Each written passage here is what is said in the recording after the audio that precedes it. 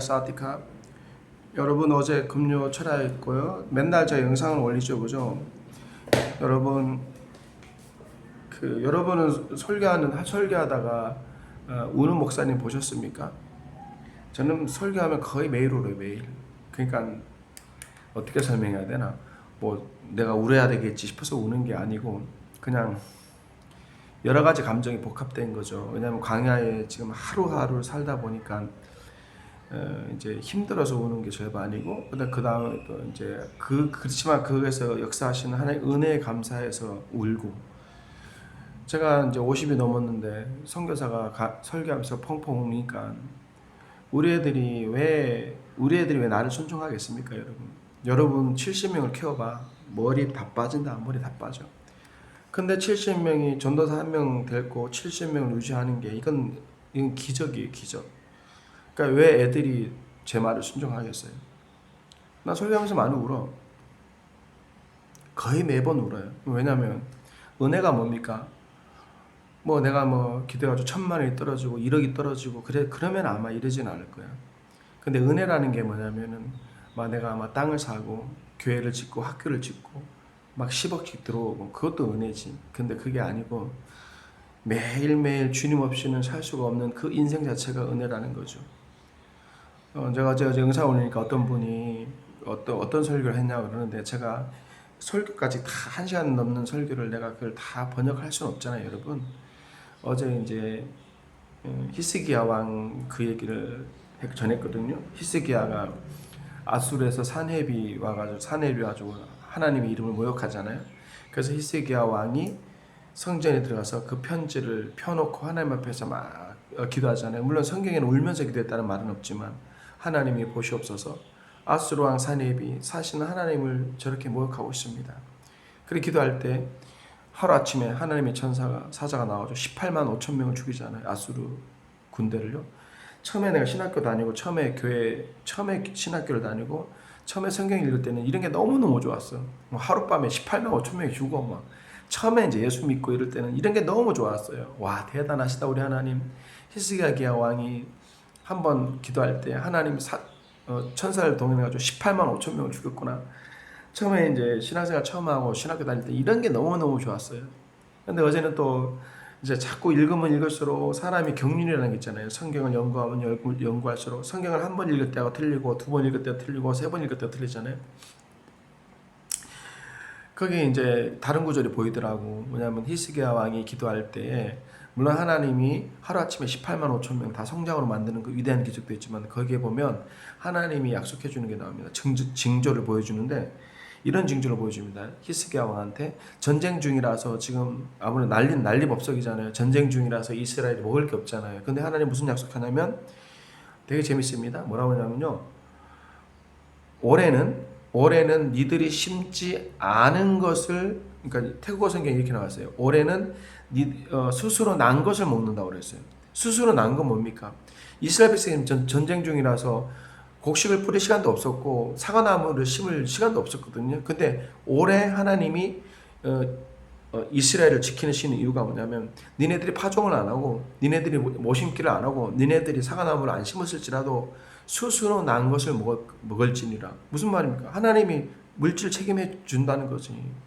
내가 어제 이 말씀에 은혜를 받았어요. 18명 5천 명 죽는 거, 그거는 옛날부터 알고 있었지만 하나님 주신 징조가 뭐냐면 이런 징조가 있다.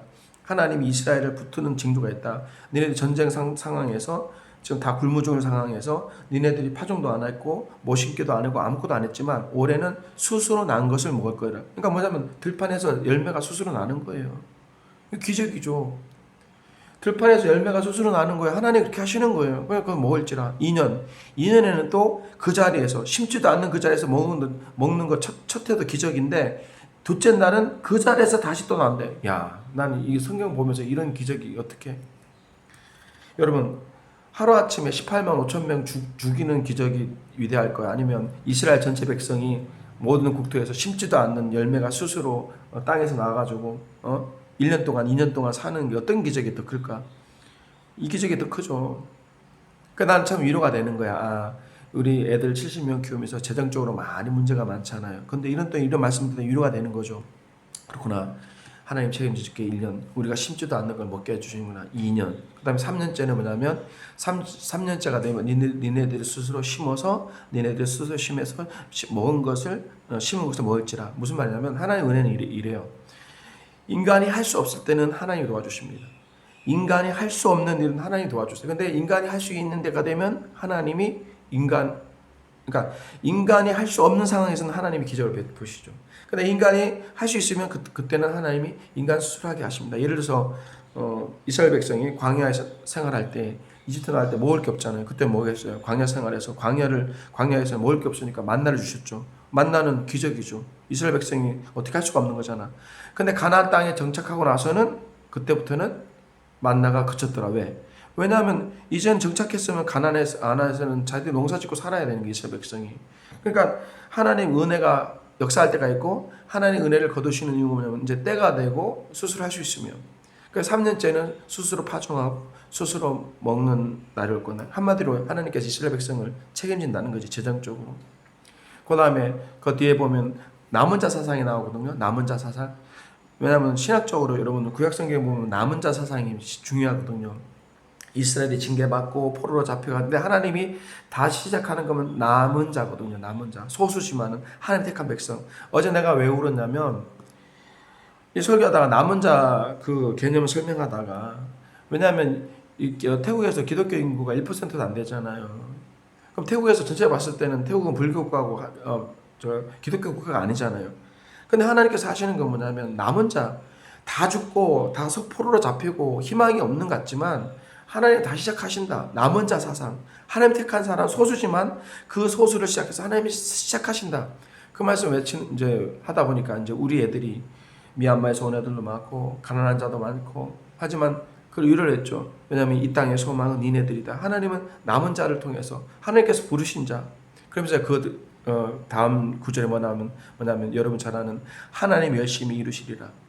하나님이 열심히 이루시리라. 요즘에 박영석 목사님 문제가 많이 유튜브에서 많이 되는데 박영석 목사님 쓴 책이 위대한 책이 뭐냐면 한국 기독교 100년 역사에 한 10위 안에 들어가는 책이 하나님이 열심이라는 책입니다. 하나님 열심이라는 책은 뭐 다 설명을 못하면 결론을 말하면 박영석 목사님의 하나님 열심이라는 책은 우리 성도들한테 성경을 읽는 눈을 바꿔준 거예요. 옛날에는 아브라함이 순종했어요. 다윗이 이랬어요. 요셉이 어렵지만은 요셉이 열심히 살았어요. 여러분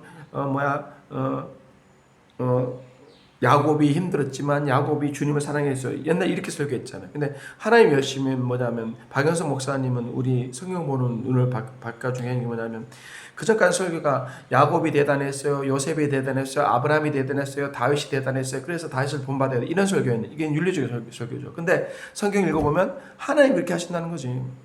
아브라함이 잘나서 아브라함이 된 게 아니라 아브라함을 하나님 믿음 주시고 지켜준 게 아브라함. 다윗이 하는 게 아니라 다윗이 실수하고 할 때마다 하나님이 옆에 지켜주시는 요셉이 어디 있든지 간에 하나님이 요셉과 함께 하시리라. 그러니까 하나님이 열심히 그 사람들이 이뤘다는 거죠. 어제 내가 왜 설교하면서 펑펑 울었냐. 그렇거든. 내 자신을 보니까 너무 한심스럽고 여러분 너무 한심스러워요. 선교사인데 신앙생활을 제대로 하나, 금식 기도를 제대로 하나, 생명 걸고 기도를 하긴 하나, 선교사지만은 개인 경건생활이 경건하냐, 아니면 거룩하냐, 아니면 그렇다고 뭐 성경이라도 많이 읽느냐. 내 스스로 봤을 때는 참 부족한 게 많거든요. 거기에다가 아들 70몇 키우는데 맨날 돈이 없어. 맨날 바둥바둥거려. 그래 어떨 때는 내가 자격지심이 있지. 왜냐하면 애들한테 제대로 잘 못 먹일 때, 막 쌀 떨어져 이럴 때 내가 너무 자격지심이 있거든요. 하나님 왜 나 같은 걸 쓰시냐고. 하나님 나한테 왜 이렇게 큰 짐을 줘가지고 감당 못하게 하냐고. 이제 어제 그 설교하면서 하나님 열심이잖아요. 이스라엘이 잘나서 그런 게 아니라 이스라엘이 아무리 문제 있을지라도 하나님이 열심히 이것을 이루리라. 그 하나님이 열심히 나온다고요. 그 설교하면 눈물 나죠. 왜? 하나님 나는 부족하고 연약하지만은 하나님께서 이루어진 교회를 책임진다는 거지. 여러분 교회 일은 처음에 저도 교만 많이 했죠. 지금도 교만하고. 교회가 잘 나갈 때는 내가 설교 잘해서 잘 나가는 줄 알아. 교회가 잘 되면요 내가 설교 잘해서 저 잘하면 내가 기도를 잘해서. 근데 아무런 부질없는 거예요. 하나님이 하시는 거예요. 이 내가 키운 로뎀 교회나 이 뭐지 로뎀 교회 70여 영혼은 내 영혼이 아니에요. 나는 청직이고 하나님께서 하나님의 뜻을 이루어서 하나님의 영광을 위해서 하나님이 하신다고. 그러니까 눈물 나지. 어제 나 설교하면서 펑펑 우는 거 영상 보세요. 우리는 연약하지만 나는 부족하지만 그렇거든요. 어떨 때는 낙심될 때가 많아. 능력은 없는데 돈은 없는데 애들 70명이 키우니까 맨날 뭐 떨어지고 뭐 우리 아내가 막 빚지 가면서 이렇게 할 때 자기 짓이 많다고요. 그러나 내가 하는 게 아니잖아요. 그래 어제 애들한테 그랬지. 얘들아 니네들 좀 부족해도 돼. 연약해도 돼. 우리 애들한테 위로를 주죠. 어떨 때는 얘들아 막 더 잘 섬기고 싶고 내가 더 예수님을 더 뜨겁게 사랑하고 싶고 더 하고 싶은데 안 될 때가 있지 얘들아. 막 스스로 자책감 느낄 때 있지 얘들아. 스스로 왜 나는 이 모양일까? 왜 나는 애들을 이렇게 못 키울까? 왜 나는 공부를 이렇게 못할까? 그럴 때 있잖아. 그러나 그게 중요한 게 아니야. 하나님은 우리의 장점과 우리의 모든 것을 좋은 곳에 쓰시는 게 아니라 내가 못났을지라도 내가 능력이 없을지라도 하나님이 열심히 그것을 이룬다는 거죠. 감격스럽잖아요, 여러분. 감격스럽잖아요. 내가 어떠하든지 간에 하나님이 나를 쓰시고 내가 어떠하든지 하나님이 이 교회를 운영하시고 로뎀 교회를 운영하시고 70여 영혼을 키운다는 거죠. 감격스럽잖아요. 하나님의 은혜가.